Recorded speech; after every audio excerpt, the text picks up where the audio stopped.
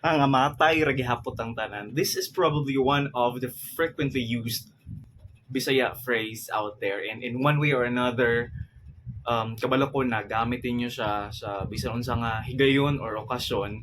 But what really mga matay ratang tanan means? First, asa siya ginagamit? Ang mga matay ratang tanan ginagamit siya when we are in a situation kung asa gikilig ta over somebody else's relationship, like daw gapoy forever, mga matay ra gihapot ang tanan, or makakita taog na ay na-achieve ang atong isig kaingon, isig kitaw, hala sila may nakadaog, mga matay ra gihapot ang tanan.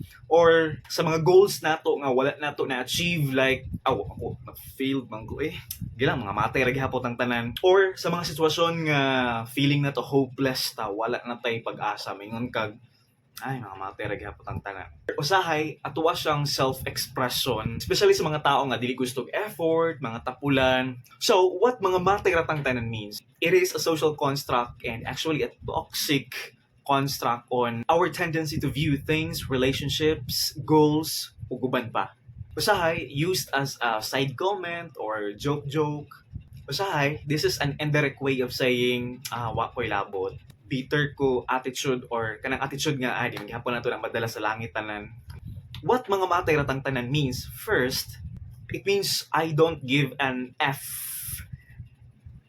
It is a joke, nothing at all.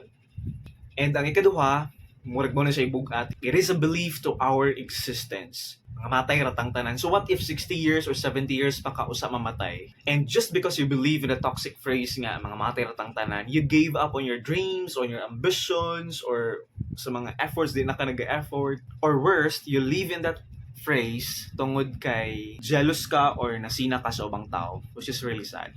So, what's may take away na to ani?